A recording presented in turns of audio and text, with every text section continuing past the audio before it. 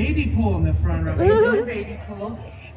And a little tiny Wolverine, comically accurate tiny Wolverine. Oh, it's a beautiful day in the neighbor pool. A beautiful day to be Deadpool. It's story time. Story time.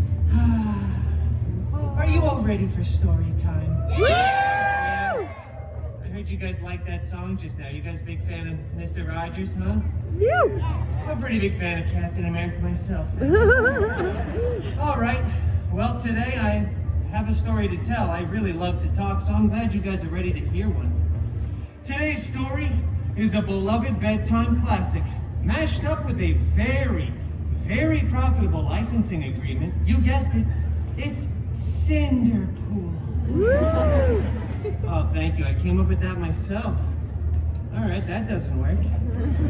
Let's see if we can find the opening word, shall we? Okay. Oh, you know what? Look at these adorable pictures, by the way. Look at Dog Pool, will ya? Right. Oh, shout out for Dog Pool. Thank you. I scribbled these myself. All right. Once upon a time. You know what? It just feels wrong when I'm doing it with myself. Why don't we all say it together, shall we? 1, 2, 3. Once upon a time. See, wasn't that so much more fun and interactive when we're all in this together? For those of you that didn't participate, get your head in the game! Anyway, upon that time, once, Cinder-Pool lived in a big mansion with his shiny-headed step-professor and a bunch of hideous step-mutants. The biggest one, Colossus, was always making up stupid rules that no one cared about. Like, please stop labeling other people's food in the fridge with your own initials. And for the love of Feige, stop hanging your underwear from the ceiling fan. That rule is so overrated, right, kid? I know. The other main step mutant, Negasonic Teenage Warhead, such a cool name, right? She was always just texting and rolling her eyes. They were both super jealous because Cinder-Pool had a much, and I mean much, larger fan base. I mean, this isn't called story time with Colossus, now is it? No. Right, it isn't. I actually probably would go to see that, though. That'd be a fun show to watch. Anyway, one day, an expendable non-union extra came running across the mansion grounds, screaming. King Thanos was planning the biggest battle of Phase 3, the last truly relevant phase.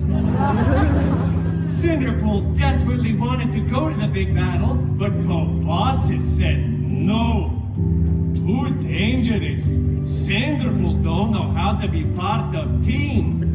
And then Colossus ripped up Cinder-Pool's favorite costume before Negasonic Teenage Warhead, again, such a cool name, made it explode into a million pieces with her mind powers. And then popped her gum. Oh, so Gen Z. On fleek, Sigma, no cap. Cinder-Pool was very bummed and felt very vulnerable and exposed. Minus 100,000 aura, as Negasonic would say. He ran out onto the mansion grounds, stumbling for dramatic effect. Hello again there, baby.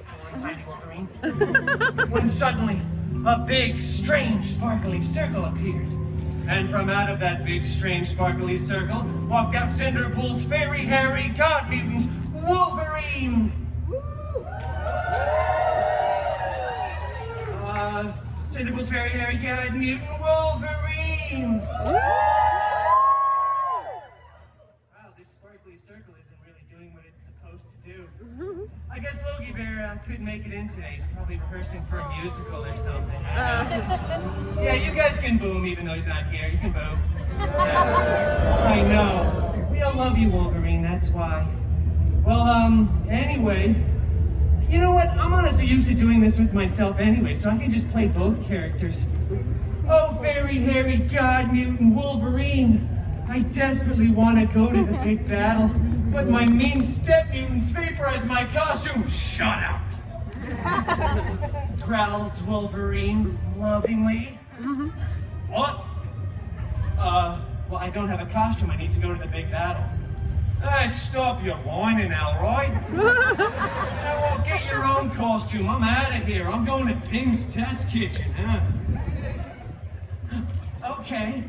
Well, after that very sage and somewhat Australian advice, Cinder-Pool headed off to the wardrobe department to get a freshly laundered costume, and then went to the big battle.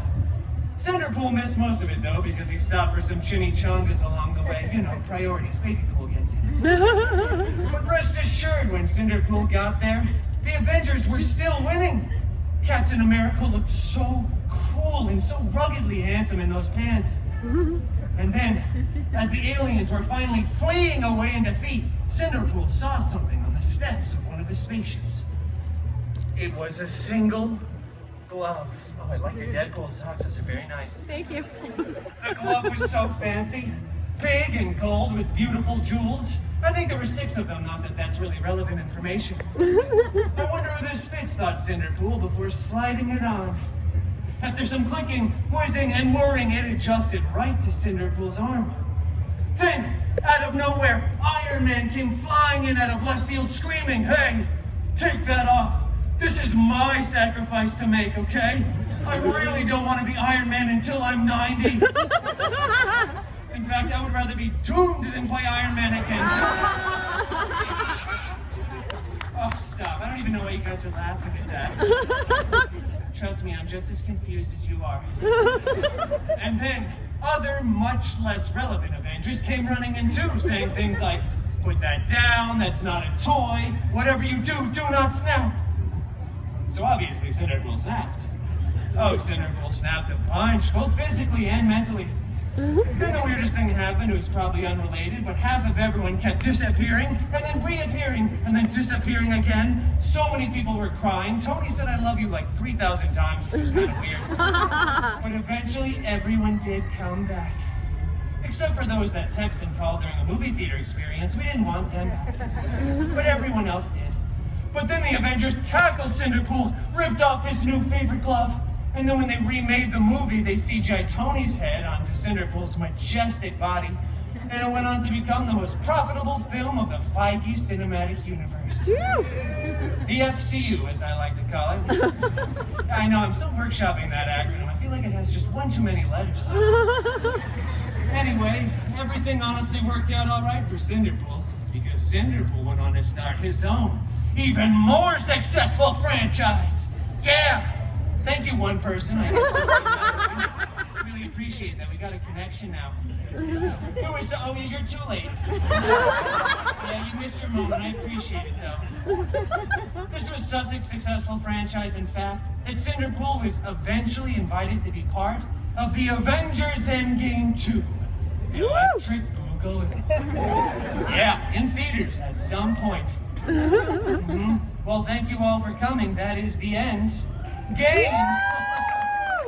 Oh, you guys can cheer louder than that if you'd like. That was so genuine and non-prompted. Well, I better be out of here. Goodbye, Baby Pool, and goodbye, tiny comic-accurate Wolverine. Thank you for coming to another illustrious story time with your new favorite Disney princess, Dick.